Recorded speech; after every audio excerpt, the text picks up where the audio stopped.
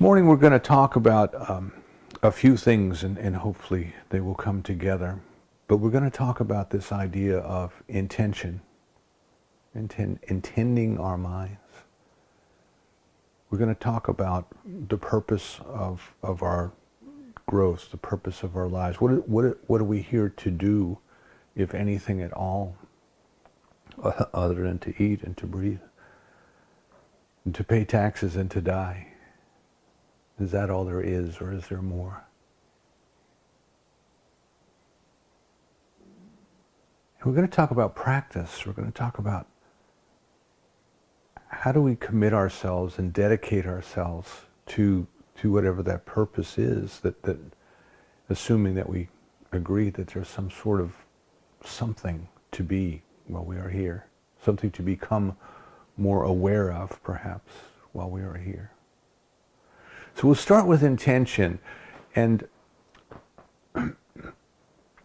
Isaac Newton, who has a great reputation now, is a great mathematician, invented calculus. Of course, as with anything else, there's a dispute over whether he really did invent calculus or somebody else did it or they did it together. But nevertheless, he's given credit for that as being a great mathematical mind, and became a department chair in Cambridge. And they still mention his name today, and there's awards that are given in his name and things like that.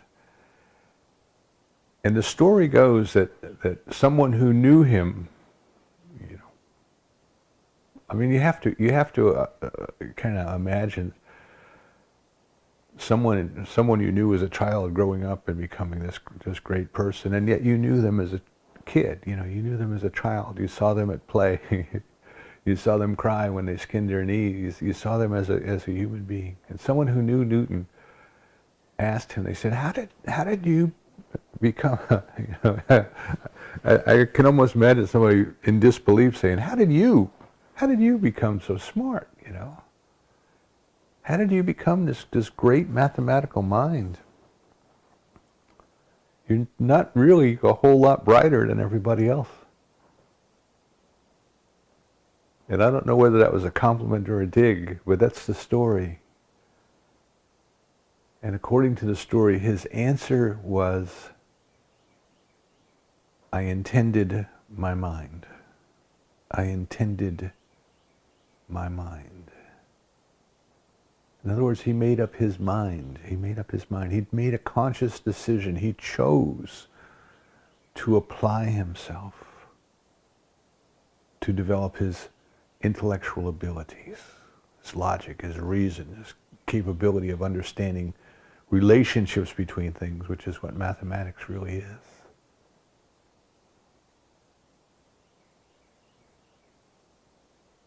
His ability, according to the person in the story, was no greater than average. Yet he intended his mind. And I really would like us to think about this power of intention, this power to choose. Isn't that really something that is uniquely ours as human beings, that we can do as human beings? We have the ability to choose. And I invite you to think this morning when you got up. Now, you're here on this stream. You're here, and you've opened yourself up to whatever needs must be this day for your growth. So you had some intention. But what is it that you wish to receive today? How do you wish to grow? Have you been that specific? And think about the rest of the days. Think about come Monday. Think about come Monday, it'll be all right. Think about Monday morning when the clock goes off and we have to get ourselves out of bed and head into the office. And if we're retired now, think about all of those years, all of those Mondays. My God, 52 Mondays a year for 40 years, So that's a lot of time, a lot of Mondays. What was our intention? And for me, for many of those days, it was, oh God, just help me get through this day. Just Oh, think about all the things that are laying on my desk when I get there. Think about all the phone calls and the emails, and think about all of the, I was in customer service, so think of all of the customer complaints that I had to deal with that day. But was there an intention, or is there an intention, or should there be an intention for our spiritual growth? And quite frankly, for many years there wasn't. There wasn't. It was caught up in busyness, caught up in daily activity, caught up in making a living, caught up in raising children and going to softball games and baseball games and dance and all those things that we did as parents, lovingly and kindly, the best we could. But I don't know so much that there was a real time or even felt like we had the time to just stop and say, I intend this day to know God a little bit more, by whatever definition I use. And I understand that some people pull back when they hear the word God, and I don't want to push anyone away, but substitute whatever word for loving kindness, for pure love, for divine love that works for you. As a child growing up, I had a difficult time with my dad, and the Our Father, where it says Our Father which art in heaven, I couldn't say that. Because the word Father reminded me of the strained relationship with my own father. I couldn't envision a God who behaved the same way that my own father did. So I had to change that. And what I would say is, our grandfather who art in heaven. Because my grandfather was in my mind as a child growing up, my grandfather was a kinder, gentler, more loving person that I envisioned that this thing called God must be. So the only reason I tell you that story is find what works for you. See, the word is only an audible symbol, and the audible symbol only represents a concept, a mental concept. And God is neither the audible symbol nor the mental concept. It is the ineffable one, as they call in the East. And maybe that works for you. Oh, ineffable one. Oh, ineffable one. So great that words cannot bring us there. So kind that words cannot bring us there. So loving that words cannot bring us there. Whatever that is our intention this day to discover more of it, to grow closer to it, to experience it more fully. Just a little bit more. Dr. Holmes tells us just a little bit more today than yesterday. We would all love to have that, instant enlightenment to talk about, be knocked off the horse and blinded by the light and experience the presence of the divine, to meditate so deeply that we're taken up to heaven in a chariot of fire, or we experience the burning bush, the fire that burns but does not consume. These are all metaphors for the ineffable, for the mystical experience, for the experience of the oneness, the experience of the unity, the total love, the total unconditional love that this ineffable one must be. But we have to choose. You see, we as human beings have been given free will, which theologians love to talk about. Free will. But just think about this. We have the ability to choose. We have the ability to decide. You and I as human beings can do something that, as far as we know, the other creatures cannot do. We can not only be aware of our thoughts and what we are thinking, but we can choose our thoughts. We can choose our attitude. We can intend. We can decide. Did you decide today to be in a good mood today? Did you decide today to be in a bad mood today? What was your intention? What is your intention for today? You know, I think that was probably one of the things that I liked least about growing spiritually and starting to become aware of the fact that I am the only thinker in my world. I am the only one who can control my thoughts. And if I choose not to control them, even if that choice is at an unconscious level, if I choose not to control them, nevertheless, it's my responsibility, it's my accountability. And just think for a moment as you look at pop culture, as you look out there in the world, as you look at the news, how much of our society is kind of steeped in this false belief that people don't have a choice. We have no choice. I had no other choice but to do that. See, we see our political leaders who on the one hand want to present themselves as being leaders of the most powerful organization on the face of the planet, and then they'll do something and tell us, well, but I had no choice but to do that. Really? Had no choice? That was the only option? Somebody else forced you to do something. So we do that as a way of absconding from our responsibility.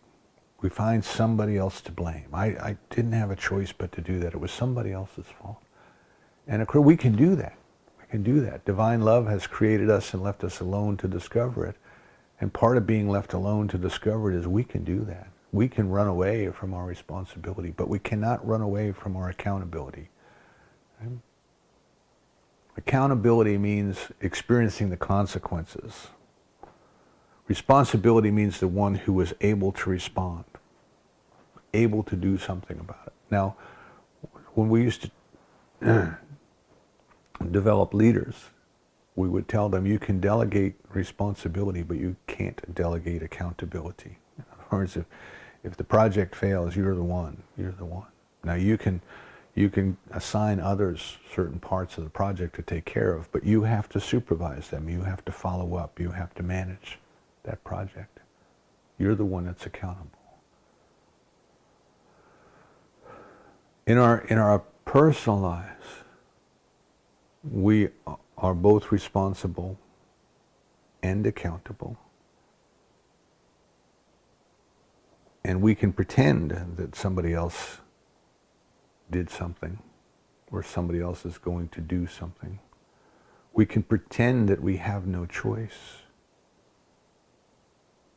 But in truth, we always have a choice. I think what happens for most of us is that we're just not used to exercising that degree of thought, of conscious intention for how we want to grow today. I mean, think of any great human accomplishment. You know, everyone starts with a decision. Everyone starts with a decision. In the 1930s, they built the Empire State Building. Somebody decided to do that. In the late 1800s, Roebling built the bridge across the East River, the Brooklyn Bridge. Somebody decided to do that, see? That was a decision, that was a choice, that was an intention. So we have to recall, or we have to remember, we have to spend time contemplating the fact that we have the ability to choose, to intend, and we have the responsibility to choose, to intend, and we are accountable for choosing or not choosing. We are accountable either way. So if we don't make a deliberate choice and we just accept whatever the day may bring, we're accountable for that because we get to experience whatever the day may bring. But once we set our intention, once we choose, once we set our intention, then we have to recognize that there's a power that comes into play. We call it the law of mind, the power by which it is done unto us. When we deliberately choose what we wish to experience this very day. I'm trying to remember the quote. I can't remember. I get them confused, whether it's Goethe or Thoreau. But there's a famous quote that says, "Once you make up your mind," it says, "if invisible forces come into play and the old laws no longer apply, the old laws go out of the way and new laws take their place." There's this power in the universe that responds to us according to our belief that helps to produce whatever change or changes as needs must be in order for us to experience that which we intend. So the first point I want to make is that as a spiritual being expressing ourselves in a human environment, we have a spiritual power to choose. And once we exercise that spiritual power deliberately, the invisible law, if you want to call it that, the unseen forces, if you want to call them that, the doer of the word, the Holy Spirit in traditional Christianity, something comes into play to act upon our intentions. If we don't choose, if we don't deliberately choose, that same power still responds, but it responds to us at a level of our unconscious choice, or as we believe in our hearts, we believe in our subconscious mind. So the most important thing that we can do as we grow is to learn to become comfortable with deliberately choosing, to intending our minds. And if we look back, as I say, at Newton, if we look back at the Wright brothers, if we look back at things that were accomplished, we find that people intended their minds. They intended their minds. But not only accomplishing things, but perhaps more importantly, in experiencing growth in our souls. Those who would be the great mystics, those who would be the saints, those who would be the spiritual leaders, they had an intention. They had an intention to experience divine love, to serve divine love, to somehow be closer to the divine, to be closer to the divine. So this first concept is of intention. We have the ability to choose to intend. We don't always exercise it.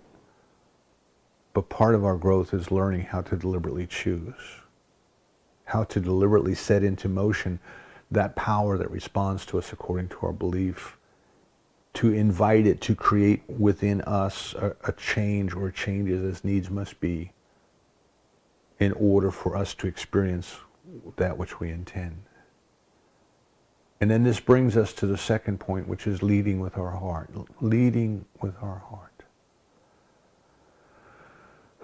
The ineffable one, divine love, that which has created us out of itself, right?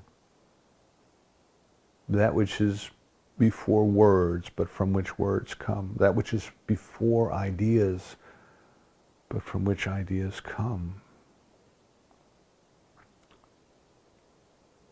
This is not something we will know intellectually. We will know about the divine intellectually. There is a part of the intellect that logically tells us that there was something from which everything else came. There's something there. In science, it's the singularity before the Big Bang. There's something there. Can it be known? Can it be described? Scientifically, no, because before the Big Bang, our entire way of knowing did not exist.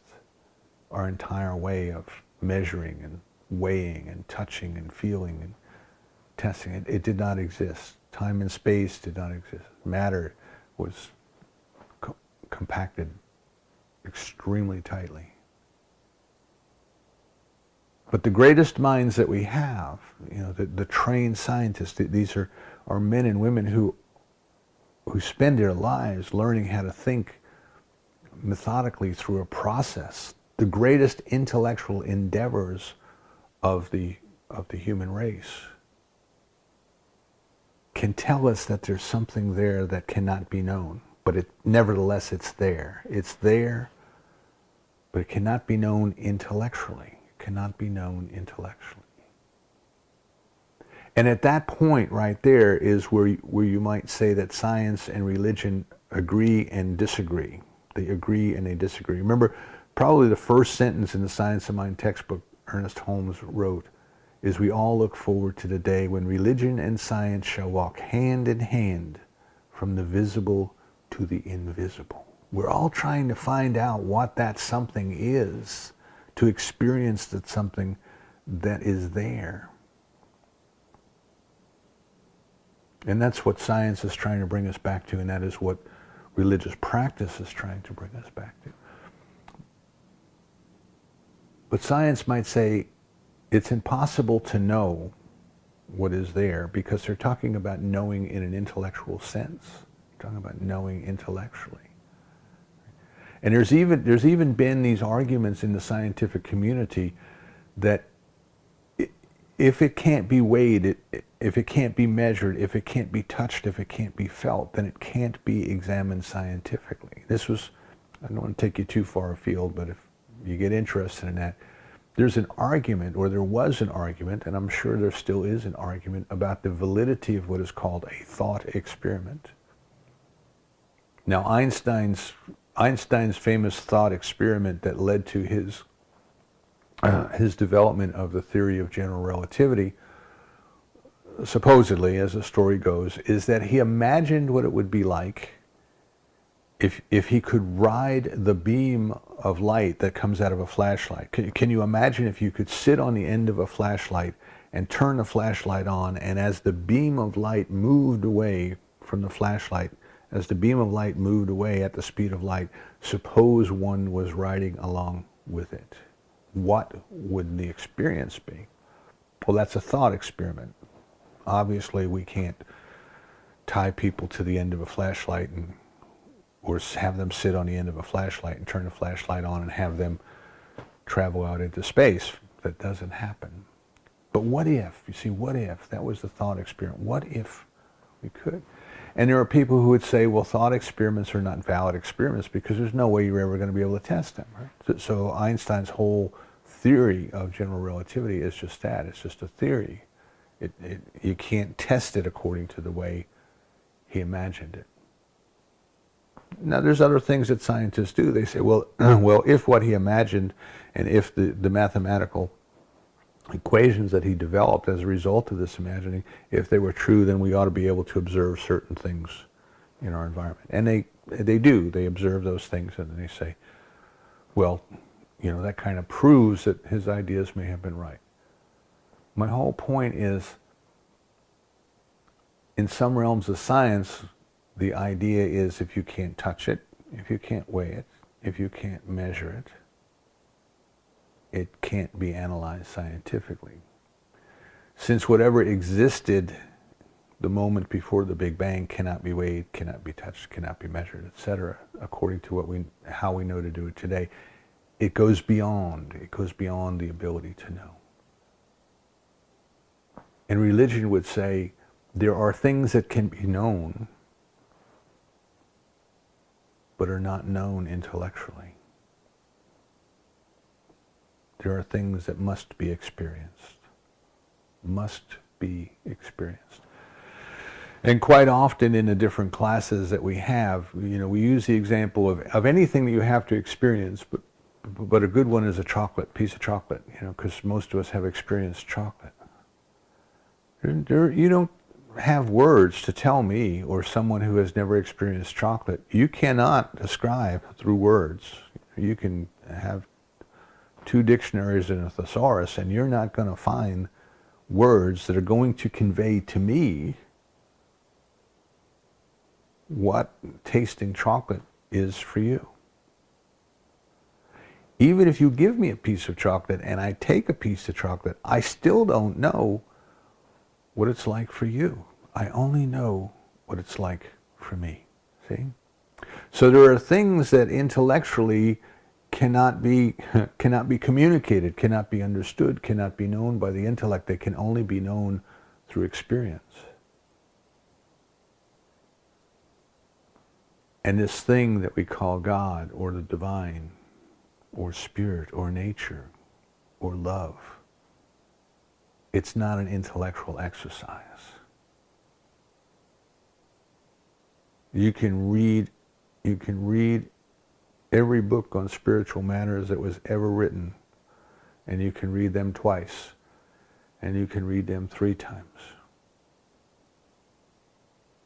And that's not the same as experiencing the presence of the divine. That is an intellectual endeavor, an intellectual pursuit.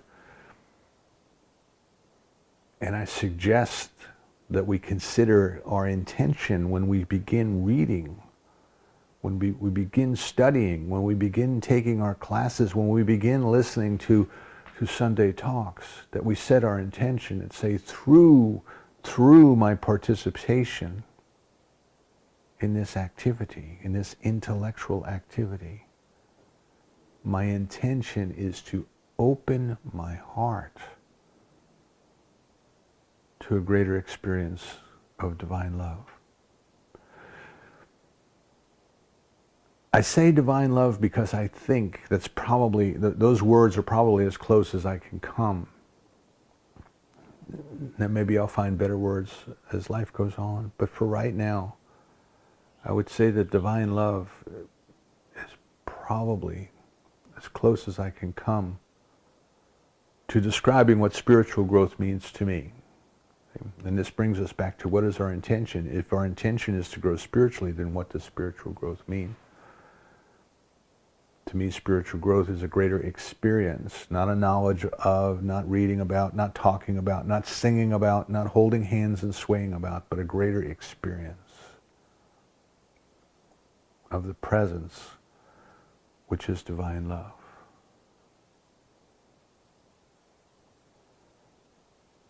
So is our intention then to experience divine love a little bit more today than yesterday? I've got the rock and roll song going in the back of my head now. I love you more today than yesterday, but not as much as tomorrow. So what is this thing called love?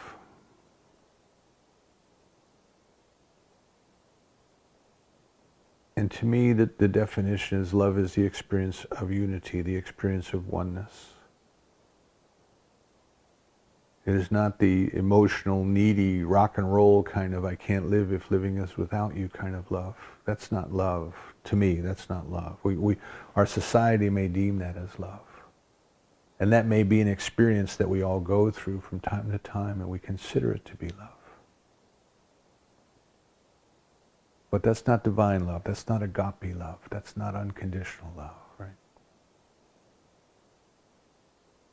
That which we love, we feel completely at one with. At one-ment, right? Not atonement, at one-ment. And we recognize that since the divine has created each and every one of us out of itself, it knows us as it knows itself. It is completely at one with us. And we may experience our complete oneness with it, but we have to grow into that. We have to grow into that.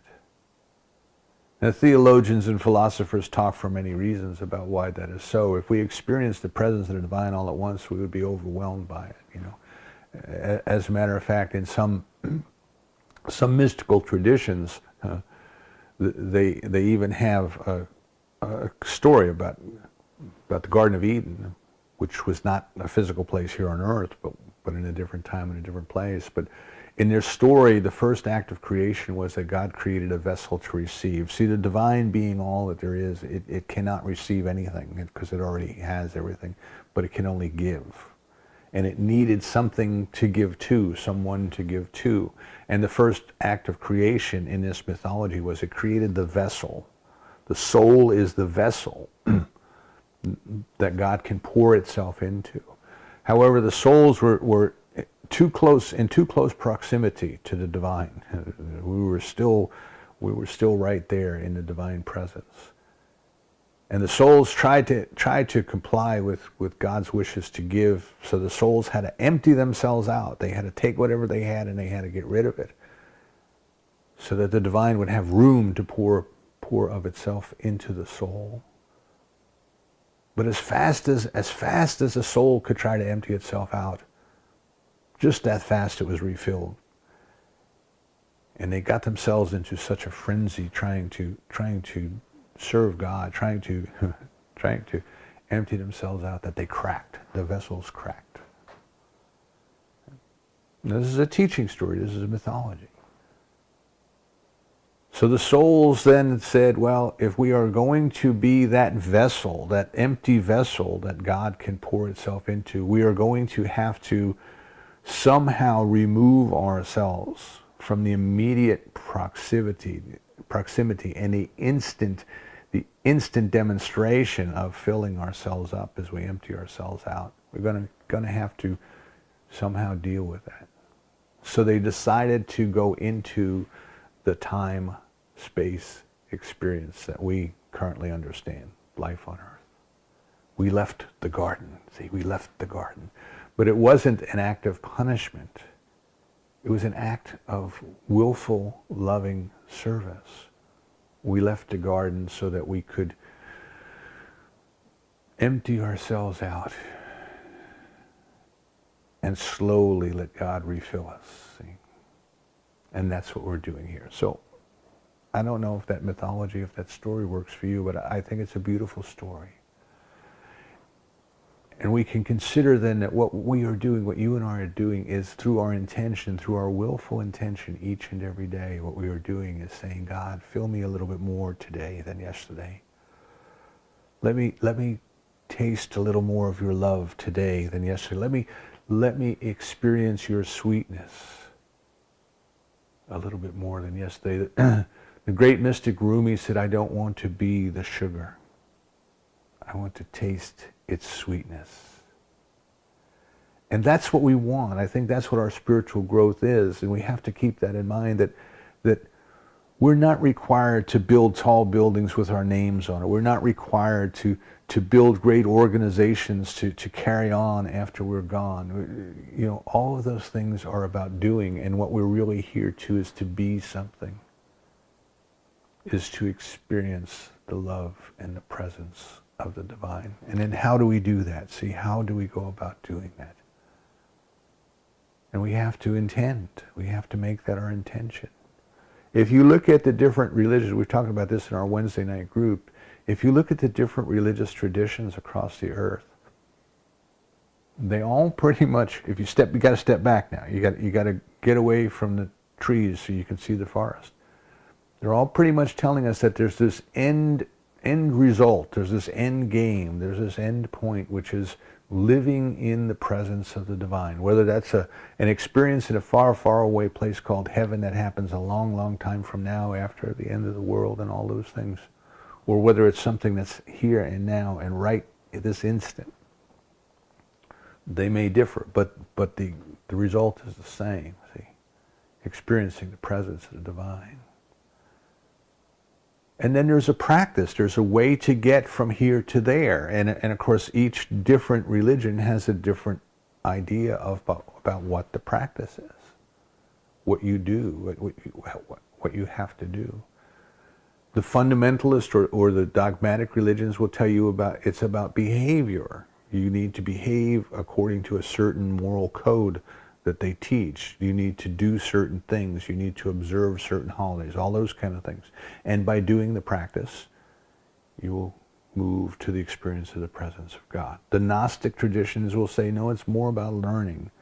And you have to start learning through reading and through studying and through listening and through contemplating and through using your intellect to move to that place beyond the intellect, at least to get you to know that there's a place there that you want to go. And eventually your learning becomes not learning from without, but learning from within. In other words, as Dr. Holmes tells us, there comes a time when the only one who can teach us is the teacher within, the divine presence within. Right? So the Gnostic then moves through the yoga of knowledge into that experience. And then the mystic is there. You see, the mystic is already there. The mystic experiences the unity, experiences the oneness. Just is, just is, just be that, see. So we're all trying to move into this experience of unconditional love, total unconditional love. That should be our intention, if I can be so bold as to give a should. That's what I think is our intention, or should be our intention. This day, this very day, sweet Lord, this very day, my intention is to experience a little bit more love. Right? If you remember, for those of us who grew up in the, or around in the 70s, the musical Godspell, you know. To know thee more clearly, to love thee more dearly, to follow thee more nearly. Oh, sweet Lord, these things I day by day. These three things I pray. I think the Righteous Brothers are right. If there is a rock and roll heaven, the music leads us there. The music takes our emotions and leads us there. See, the music is something that is beyond the intellect. Yes, sure, we can understand half notes and full notes and quarter notes, and we can understand the mathematical relationships of one note to another, but when we experience music, somehow it touches our heart in a way that bypasses our intellect. We lead with the heart.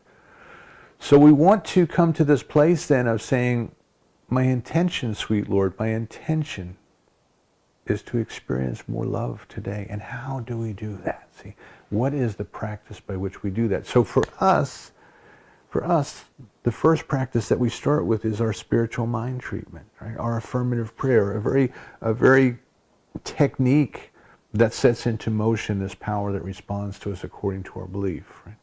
We start off in the morning and we do our practice. We start out by knowing that God is perfect love, that God has created us out of itself, and at this very day we choose. We choose to experience more fully that love. We are grateful for the opportunity and we release it to the law. Very simple. And in our practice during the day, what I believe we come to realize is that this experience of more love is a process of emptying ourselves out of everything that is unlike love. Everything that is unlike love. Like the vessels in the mythology that I was talking about that have to empty themselves out. We have to empty ourselves out of everything that is unlike God's love.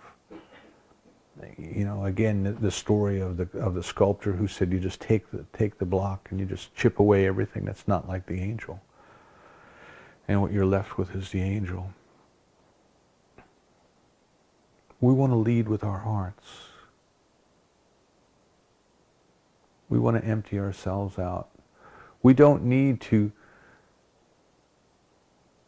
go to a faraway place and sit on a mountaintop and look at the wall of a cave for years. Because every day we have the opportunity to be more aware of God's love and to simply catch ourselves when we are loving kindness. I love the Buddhist idea of loving kindness. Do we truly cherish every other living being? You know, conventional love tells us, well, you can cherish your family members. And maybe you can cherish your extended family members. And maybe you can feel kind of a kinship with the people who go to your church. But do we truly cherish each and every other human being? Are we moved by their suffering to the point that we would wish to do whatever we could to alleviate their suffering? Oh, we see it in spurts when there's an earthquake or a mudslide or something like that. But I'm talking about each and every day. Those in prison, those who are living in poverty. See, the intellect has to push that away. We don't want to be overwhelmed by that, so we have to push that away. We have to put it in a box somewhere so we don't think about it. But can we lead with our heart? Can we make ourselves vulnerable to the experience of love?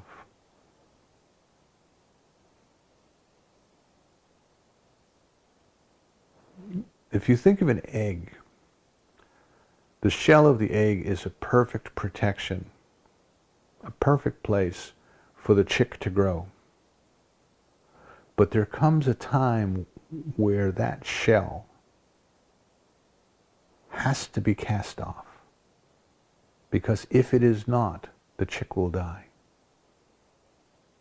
There comes a time when it has to let go of that. And it even has a special tooth. They have an egg tooth that they develop, perfectly designed for that purpose of pecking its way out of the shell. The chick knows. The chick knows when to do that. Not intellectually, but through instinct it knows when to do that.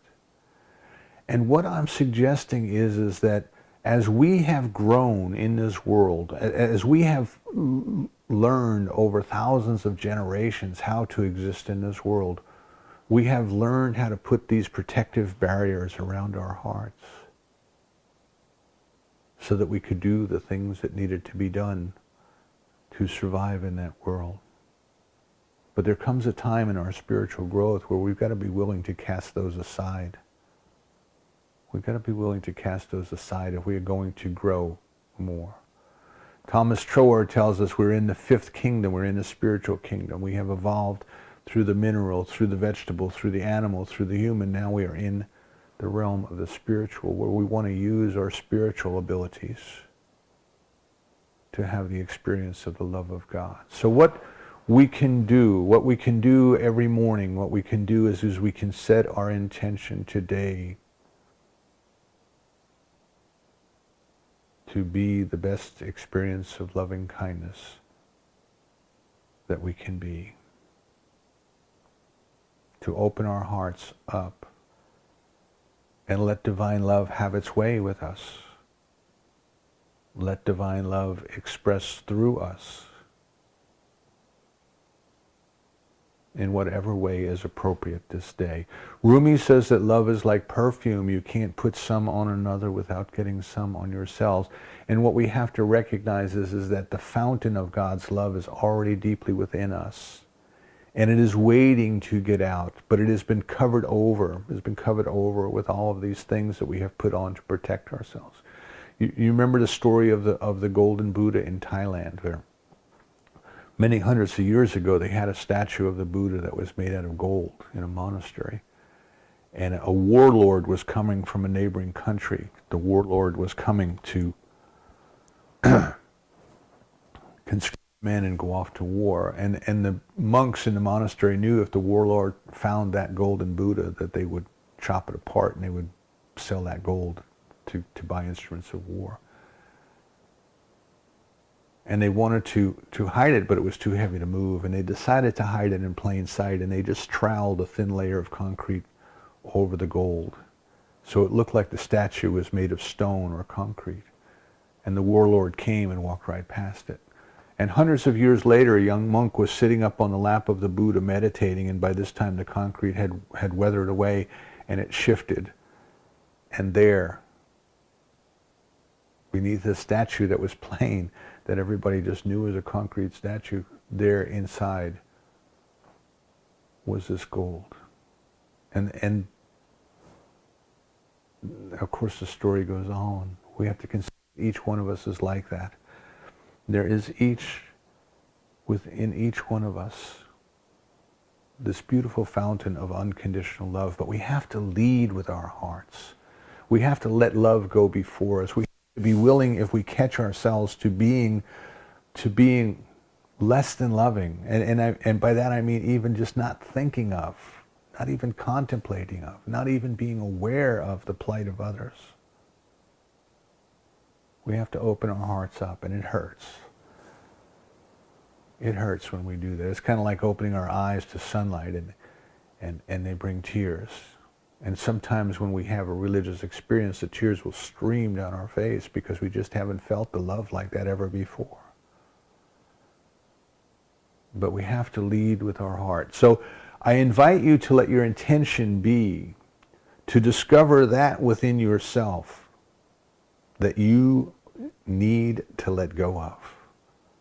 Now this includes prejudices, this includes hatred, this includes fear, this includes anger, this includes resentment. This includes all of those things that keep us from experiencing love, because God doesn't know anything about any of those.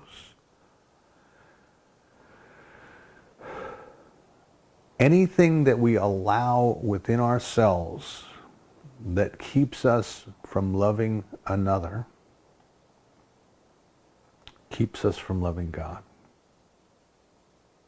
We can't experience the love of God when we refuse to release and let go of whatever that is within us that is keeping us from getting there.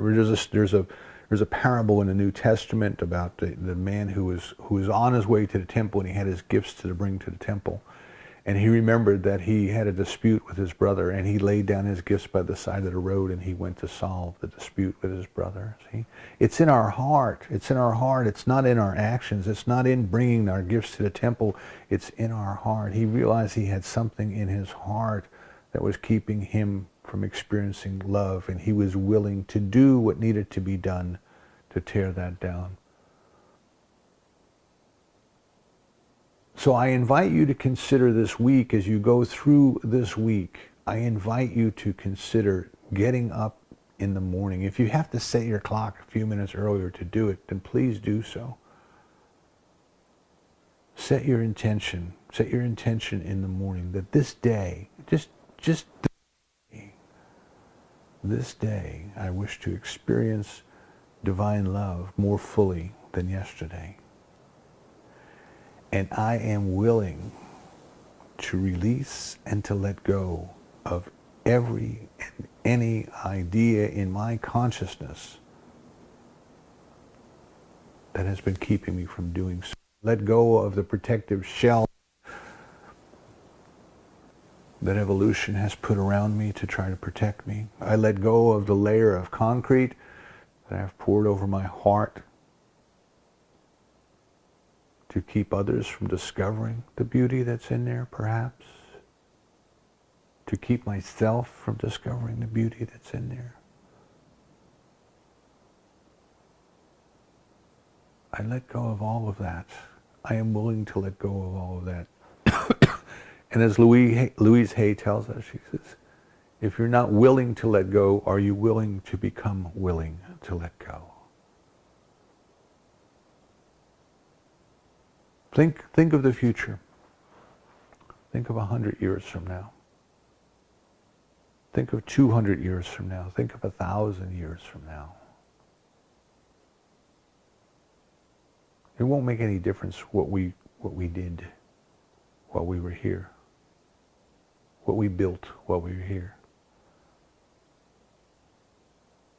But it will make a difference to us, and it makes a difference to the world. How much we have learned to love while we were here. So I invite you to consider then that your purpose for this journey at this time, through this lifetime, is to discover more of the presence of God within you, and that discovery is called love. And your practice is to set your intention at least once a day, more so if you can, to simply open yourself up, to intend your mind to to experience God. So imagine 1,000 years from now, somebody is talking about you. And they're talking about you with someone who knew you as a small child growing up. And they say to that person, how did that one get to be? How did that one get to be such a beautiful expression of God's love? And the person says, well, I believe they intended their mind. God gave you the ability to choose. I invite you to choose to lead with your heart, not your head, but your heart. Let love bring you home. Let love lead the way. Let everything that is unlike love dissolve itself from your consciousness each and every day. And so it is. And today, in lieu of a closing treatment, what I would like to do is to share with you a prayer that is usually attributed to the quote that is usually attributed to the Dalai Lama. And you can find this very easily if you will just Google it. Just take some of the key words that I'm about to read to you and Google them, and it will pop right up for you. And if it doesn't, you can't find it, then email me and I will send it to you.